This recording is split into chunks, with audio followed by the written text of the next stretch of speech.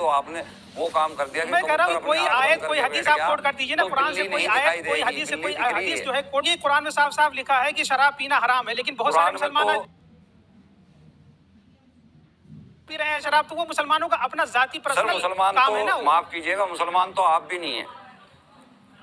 ये आप कैसे कह सकते हैं मुसलमान में नहीं हूँ? आप कौन होते हैं सर्टिफिकेट बांटने वाले के? कौन मुसलमान है कौन नहीं? जी बिल्कुल, मैं सबूत दे दूंगा ना आपको, अभी हाथ के हाथ ही दे दूंगा सबूत। दूं सर? बताइए सब दीजिए सर। आप अपने अकाउंट का लास्ट का डिजिट बता दीजिए, एक डिजिट।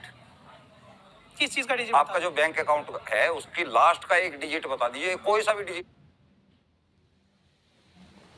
बता दीजिए। एक जीरो यानी कि आपका, मुझे अकाउंट से कुछ नहीं था, मुझे आपसे ये पूछना था कि आपका बैंक अकाउंट है या नहीं है। अगर मैं डायरेक्ट पूछता तो हो सकता है आप घुमाते रहते।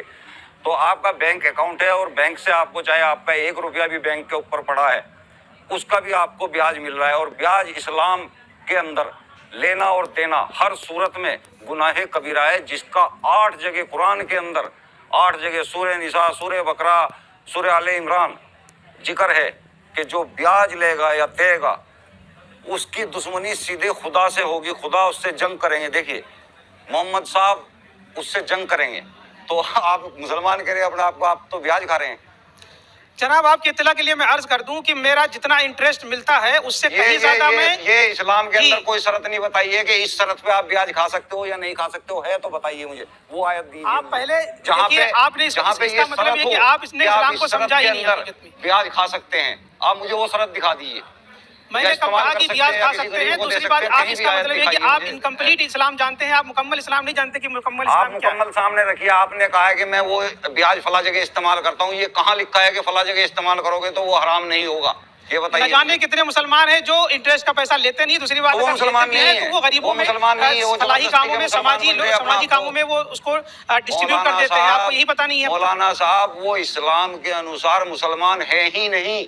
अच्छा मौलाना साहब टीवी पर बैठे हुए हैं, तो टीवी पर आना, फोटो खिंचवाना, ये भी तो हराम है ना? जी नहीं, ये कोई कह रहे, ये कुरान में नहीं लिखा है ना हदीस में लिखा है, ये मुख्तलिफ मसला है। इसके बारे में जो है ना वो अलग से डिस्कशन कर सकते हैं। पता ही नहीं है इस्लाम का हदीस नंबर। पोर्ट्रेट बनाना हराम है तो क्या तस्वीर खिंचाना हराम नहीं होगा? तस्वीर आना हराम नहीं होगा? ये मैं कह रहा हूँ ये मुख्तलिफ मसला है। इस्लाम में कहा गया कि स्टेचू के लिए मना किया गया है, तस्वीर के लिए नहीं मना किया गया है। और जो चीज इस्लाम में जिसमें डिस्प्यूट हो जाए और जिसमें इख्तिलाफ हो जाए उसमें खिफ़त आ जाती है, हल्का हो जाता है। इस वजह से हमारी मेजॉरिटी इस्तेमाल कर रही है। मैंने आपको स्क्रिप्चर बता दिया, सही बुखारी का 2225, जहाँ पे बिल्कुल साफ लिखा हुआ है कि तस्वीर कसी और वीडियोग्राफी करना कितना बड़ा हराम काम है, जो कि कबीरा गुनाह में आता है। उस टाइम तो जब वीडियो था ही नहीं, तो कहाँ से आप कह सकते हैं कि तस्वीर कसी और वीडियोग्राफी मना है? 1500 साल पहले कौन सा कैमरा लेकर आप बैठे थे वीडियोग्राफी करने के लिए? अगर इनको रेफरेंस दिखा दिया जाए तो ज्यादा बेटर रहेगा, फिर मेरे ख्याल से इतनी कम चलेगी। हदीस नंबर सही बुखारी 2225। तो वही मैं कह रहा हूँ ना कि उससे बहुत सारे लोगों ने स्टेचू कहा है, मुराद है स्टेचू। आपको यही पता नहीं है भाई साहब? मैं स्टेचू की बात कर ही नहीं रहा हूँ, तस्वीर कसी। हाँ, तो उसी तस्वीर से उलमा ने फरमाया है कि वो स्टेचू से मुराद है। मूर्तियों की बात नहीं कर रहे, जिंदा जो जिंदा चीजें हैं उनकी तस्वीर बनाना। हाँ, तो आज भी जो उस तरह के पाक दामन और बहुत अमल वाले और सूफी संत लोग हैं वो कहाँ फोटो खिंचवाते हो? बचते हैं ऐसी चीजों से। नहीं तो फोटो खिंचवाना क्या हराम है क्या? ऐसा जी हराम। मैं ये कह रहा हूँ कि मैंने हदीस बता दी, वो मैसेंजर्स और प्रॉफिट्स तो है नहीं और ना आएंगे, तो अब जो हमारे उलमा डिसीजन लेंगे वही इस्लाम है दरअसल। तो अभी हमारे जो शरई काउंसिल ने डिसीजन लिया है उलमा ने, वो इस्लाम को तो परफेक्ट रिलीजन माना गया है कि इसमें सुधार की गुंजाइश है ही नहीं। क्यों? किसने कह दिया? फिर क़यामत तक के लिए कोई मज़हब नहीं हो सकता? नहीं हो सकता है।